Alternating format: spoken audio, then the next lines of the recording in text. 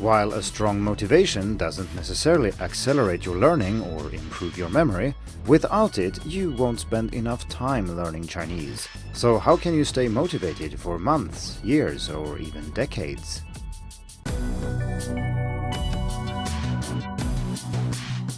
Hello and welcome to the Hacking Chinese podcast. In this week's episode, we are going to talk about motivation and especially long-term motivation.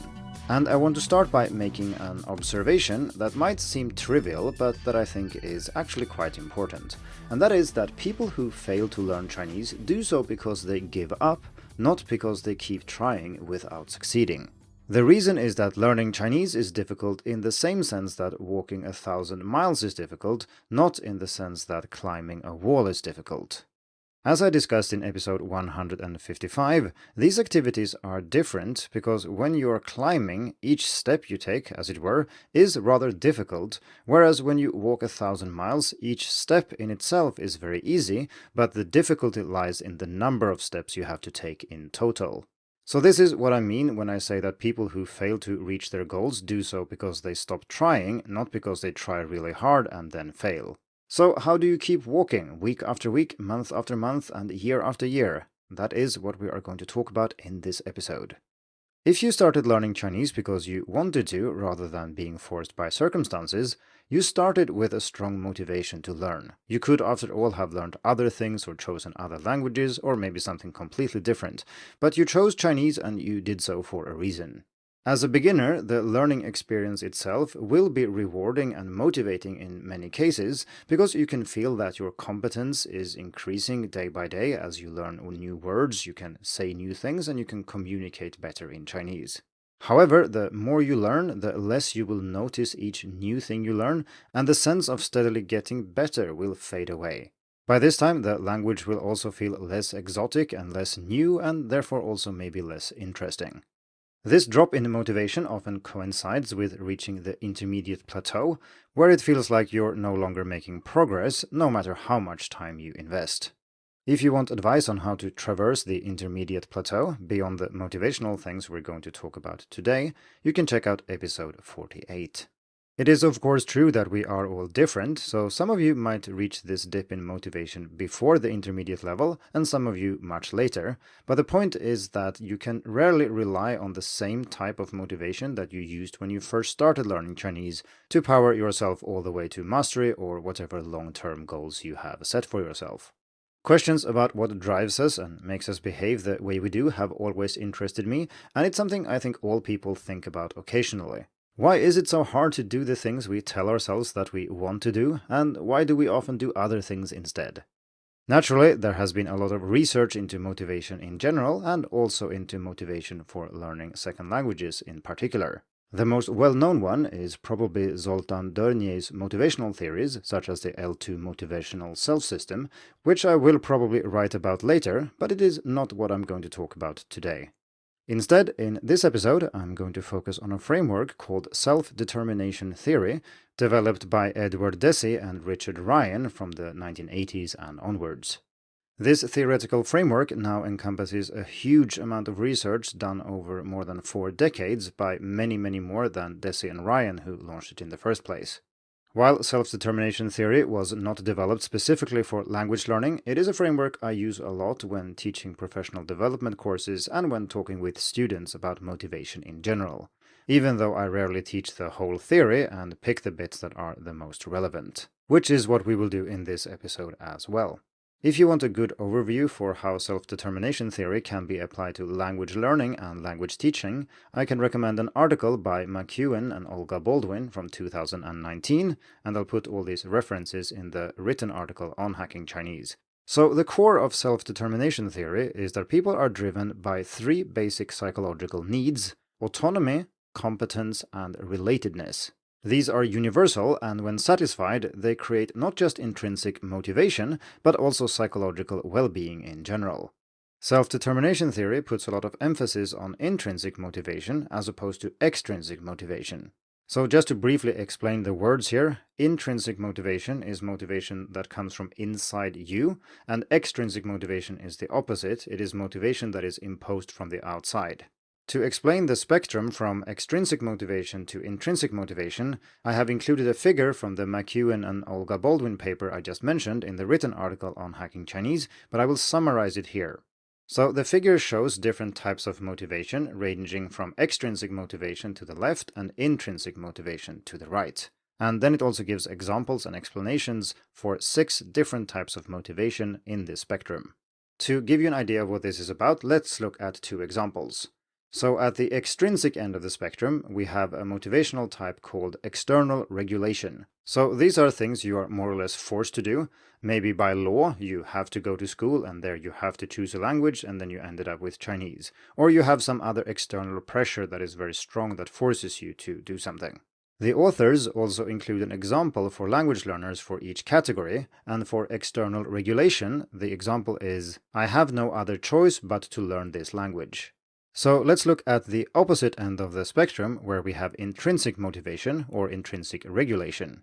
So this is when your motivation is fully internalized and you're learning Chinese because you're interested in it or just because you enjoy it, or you find that the experience is inherently satisfactory for some reason. And the quote from a language learner with this type of motivation is, learning a new language is a worthwhile task. And here I would like to add a worthwhile task in itself for its own sake. Naturally, there are all sorts of motivations between these 2 extremes, but I'm not going to go through the entire figure here, so if you want to have a look, it is in the article on Hacking Chinese. The article in which this figure was first published is also freely available, and I have a link to it from the article on Hacking Chinese as well. So this dialectical between intrinsic motivation on the one hand and extrinsic motivation on the other is a main focus of research within self-determination theory, and it was indeed this type of research that spawned the whole framework in the first place. In general, research has shown that extrinsic motivation can work, but intrinsic motivation tends to last longer. This probably matches your own experience, as I think most of us can find examples where we have been driven to do something mostly to get good grades, earn some extra money, or maybe impress someone, but where this type of motivation is often short-lived. I mean, yes, we do work to earn money to survive, but beyond that, external rewards can only do so much. Now, compare this with socializing with people you love or indulging in one of your favorite hobbies. These are activities you engage in because you enjoy them for their own sake, not to reap some external reward or because you're forced to. Self-determination theory is a framework which consists of several mini-theories, and here we're only going to talk about one of them, and that is the basic psychological needs theory, and it's related to the 3 psychological needs I mentioned earlier of autonomy, competence, and relatedness. So let's have a closer look at what these are and how they can power a lifelong interest in learning Chinese. First, we have autonomy, which is about being in control of your learning situation and your actions within it. Depending on in what kind of situation you're learning Chinese, autonomy might or might not be an issue. So if you're in formal education and you mainly study Chinese in a classroom, autonomy might be a huge issue. But if you're studying Chinese largely on your own, independently, and you are the boss, you decide what to do and not to do, then autonomy is probably satisfied without you even needing to try to. This episode is not meant to be about formal education specifically, but since my day job is actually about language teaching in a formal context, I do think that this is a major issue and something that people should take more note of. Students, and particularly younger students, don't have much say in what they do, how they do it, and most of their days are controlled by other people, such as their parents, society in general, or school. Also, as you have probably noticed, the framework is called self-determination theory, and that of course strongly implies that autonomy is important. The second psychological need is competence, and that is about feeling that you're able to operate effectively within the activities you perform. It's worth noting that this is only indirectly linked to language proficiency, as how competent you feel is much more about the tasks you engage in and what your expectations are of how good your Chinese is, rather than how good your Chinese is objectively. As many teachers are fond of saying, it's not about how difficult the language is, it's what you ask students to do with it. This means that as a beginner, you can feel competent even though you only know 50 words because you know how to use those, but you can still feel incompetent as an advanced student even though you clearly know many more words than the beginner. It's all about what you expect yourself to be able to do and what kind of tasks you set for yourself. The third psychological need is relatedness, and this is about connecting with other people and finding meaning through social relationships. We all know that humans are social animals, and it shouldn't be a surprise that this then is a driving factor behind motivation. This relatedness can be with fellow learners, or it could be with native speakers, or maybe your teacher. The desire to fit into a social context, often called integrative motivation, can be extremely powerful, but elusive if you are studying in your home country. So, to keep motivated in the long run, it's important to pay attention to these psychological needs and make sure that they are met as far as possible. So, now that we know what these psychological needs are, let's look at each of them and see how they relate to learning Chinese. And let's start with autonomy. As I already mentioned, the importance of focusing on autonomy differs depending on the situation in which you're learning Chinese. If you're enrolled in a course where your teacher decides everything and you have a strict curriculum that basically dictates everything you do, you have basically no autonomy. But if you're studying independently and can do whatever you want, then this is automatically satisfied. Even though I think students should strive to be as independent as possible, it's advised to be enrolled in some kind of course, even if that shouldn't be the only thing you're doing. When you study Chinese in a formal educational setting, it is important to take control of your own learning and not just outsource the responsibility to your teacher or to the syllabus. The problem with this is that your teacher and syllabus have different goals in mind than you have for learning Chinese. For example, they need to design a course that is teachable, and they have to have exams that are easy to grade and so on. And getting good grades, as I've said many times before, is not the same as being good at Chinese, and don't confuse the two. I have discussed all these things before in various articles and episodes, and as usual, I'll put links to these in the show notes. It's important to note that while being autonomous is great, you also need what you want so that you can direct your learning in the right direction. One way of doing this is to write down your goals for learning Chinese and then check what skills you need to reach those goals, and then compare these with the aims of the course that you are in. Which skills and areas are covered by this course? Which areas do I need to focus on my own? How can I adjust my learning to reach my goals? But the important thing is to realize that just because you follow a course, it does not mean you will automatically reach your goals. And this is something I do talk about in 2 of my courses, so Unlocking Chinese, the ultimate course for beginners, and then Hacking Chinese, a practical guide to learning Mandarin, which is for more advanced students, and I will share links to these in the show notes as well. Before we leave autonomy, I'd also like to mention that even if you are studying Chinese in an environment which is highly controlled by somebody else, you can still make meaningful decisions about how you do things, and there are ways of tailoring the learning experience to your specific preferences and goals within the institutional framework you are studying in. For example, you're often free to choose how to study, and you can always add things you really want to learn even if they are not part of the curriculum. Still, autonomy is about meaningful choices, so if your teacher only allows you to choose whether to write in blue or green, this doesn't really make you more autonomous. So let's move on to competence and see how focusing on that can help you stay motivated to learn Chinese in the long run. The more I learn and teach Chinese, the more I realize how important it is to manage the difficulty of the learning activities. If you make an activity too hard, most people will lose interest as they are not able to complete the task and feel bad about their inability to do so. Naturally, this is not limited to formal education, but an inability to use Chinese in a context where you think you ought to be able to use it can also make you feel bad, and this is something we talked about in an earlier episode called Why Your Chinese Isn't As Good As You Think It Ought to Be, which was episode 64. One good way to boost competence, as I've already mentioned, is to limit the activity.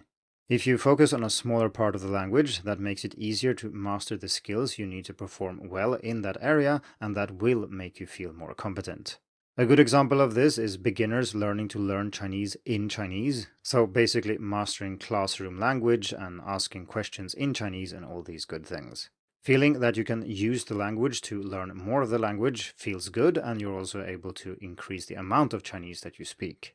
More advanced students can use various other techniques such as narrow reading and listening, which we talked about in episode 151.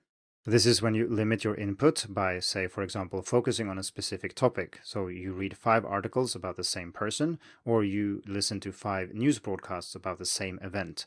And gradually you will understand more and you will learn the vocabulary needed to deal with these areas in Chinese. But like I said, check out episode 151 for a complete discussion about that. I also think that feeling competent is a matter of managing expectations. If you think that you'll be able to learn Chinese as quickly as you learned Spanish, or that you will reach a near native level in 2 years, you're probably going to feel bad about your studies almost the entire time. You can also lower expectations, which might sound weird, shouldn't we aim high? But I think there are ways of lowering expectations that feel natural and work quite well. So one example of this is to learn Chinese by playing certain games. And so my favorite example is games where you are supposed to describe a word, allowing your teammates to guess the word, but you are not allowed to say the word. Now, if I gave you the task to describe words in Chinese, this is not easy. I mean, this is what lexicographers do, and that is not something that makes us feel competent, because it's genuinely quite hard. However, if I put it in the frame of a game where you're supposed to do this for fun and also include a time limit, you are supposed to explain as many words as you can in, say, 1 minute. Nobody expects you to do wonders here, not even yourself. It's okay to make mistakes as long as you can get the meaning across.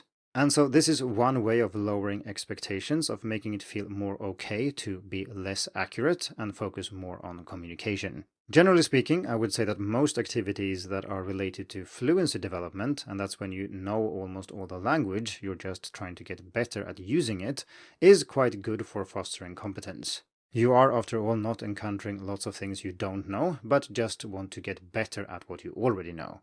This is something we discussed in episode 99, so check that out if you want more ideas. Let's continue with the third psychological need, that of relatedness, and see how that can help us power our Chinese learning. As mentioned, humans are social beings, and it's not strange that our relationships with other people are important, and if we can incorporate this into language learning in different ways, it will be immensely helpful. I think there are 3 groups of people which are most relevant for us language learners. And the first is fellow students, so that's your classmates or study buddies or other people who learn Chinese alongside you, and who you can team up with. This is great for motivation. I mean, you share the same goals and you face the same challenges, and sharing this experience not just strengthens your relationship, but also your motivation to keep learning Chinese. Peer pressure can be a good thing too, so even if you're studying independently, teaming up with other learners is a great idea. The second group of important people is Chinese teachers. Who your teacher is and how you relate to them can have a large impact on your motivation to learn. And this can be a very important factor in formal education, where if you have a great teacher, you might be motivated to learn Chinese, but if you have a terrible teacher, you might drop out and choose something else. With the right teacher, you will feel safe, learning is fun, and the journey ahead feels manageable. Here I think having a non-native speaking teacher can be helpful because it's easier as a student to feel that you can do what they did. And I remember this very clearly from when I started learning Chinese, when one of my teachers were a Swedish person and he did not grow up knowing any Chinese. And I thought, okay, if he can do this, so can I.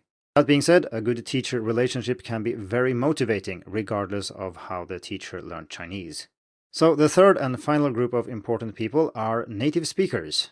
So communicating with native speakers is one of the main reasons why most people learn Chinese, but socializing and forming relationship of different kinds with native speakers is also one of the most powerful motivations to keep learning. If you live or work in a Chinese-speaking context, the motivation to integrate with people around you can be very strong, and this can power your learning all the way up to true mastery. Even if you're learning Chinese in your home country, you can still of course find Chinese people locally or you can meet them online, and these relationships are an important factor for motivation. For beginners, it's also true that these interactions will be very demanding. They require a lot of energy, but the more Chinese you learn, the more relaxing you will find the interaction to be, and you will also gain lots of energy and motivation from interacting with native speakers. I have written more about these things in an article called You Shouldn't Walk the Road to Chinese Fluency Alone, and I will put a link in the show notes. So before ending this episode, I'd like to say a few things about satisfying these basic psychological needs and reaching your goals of learning Chinese. Because the goal of self-determination theory is not to learn Chinese. It is about understanding human behavior and motivation in general. So what I'm saying here that our goal is not only to fulfill these psychological needs, but to do so while also making sure we engage in activities that allow us to reach our goals of learning Chinese. There needn't be a conflict between the two, but there can be a conflict, so let's look at each of the needs once more briefly and talk about what this conflict might look like and some things to keep in mind. So first, focusing on autonomy is not easy, because being responsible for your own learning takes a lot of time and energy, and the fact that you are making the important decisions doesn't mean that you are making the right decisions. So in essence, being in control is great when you know best. So for example, if it's about deciding what you think is enjoyable, of course you should be in charge. But it's not the case that all methods for learning Chinese are equal and that how much you enjoy them is the only thing you should take into account. Second, focusing on competence can be used as an excuse to avoid challenging yourself. For example, I think one of the main reasons that learner Chinese podcasts contain so much English is that it makes the learners feel safe, but you're certainly much better off focusing on content that is mostly in Chinese, even if this will make you feel less competent. So clearly, you want to challenge yourself, but not so much that you lose motivation to learn. And this is tricky to manage for yourself if you're an independent student, but you can imagine how hard it is to manage this as a teacher as well, when you have many students who are all different. Another thing to keep in mind with competence is that you also need to take your goals for learning Chinese into account. So for example, if you follow your curriculum and you do well, you will get good grades. But if that does not align with your goals for learning Chinese, this type of competence doesn't necessarily help. So let's say that your teacher has you do dictation every week and you do very well on these dictation exercises. This might make you feel competent, but this type of testing might not actually be very indicative of anything important at all. So don't mistake the feeling for being competent with actually being competent. Yes, it's important to feel competent to stay motivated, but as I said, you also want to make sure you're learning the right things. Focusing on relatedness has similar drawbacks if you overdo it. The most egregious mistake you can make as an exchange student or expat is to hang out with other foreigners too much. Yes, indeed, you shouldn't travel the road to Chinese mastery on your own, but you shouldn't camp out on the side of the road with your buddies drinking beer either. Similarly, being on too friendly terms with your teacher might mean that they take their teaching role less seriously, and this is something I often hear students complaining about. Still, these are minor caveats and things that I think most of you realize anyway, but the point in this episode, and I guess the main conclusion, is that being aware of these three psychological needs of autonomy, competence, and relatedness, and doing whatever you can to make sure you satisfy these while also learning Chinese, can really keep you motivated to learn Chinese in the long run. Thank you for tuning in to the Hacking Chinese podcast. If you like this episode, please share it.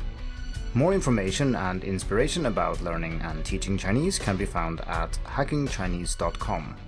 See you in the next episode, and until then, good luck with your studies.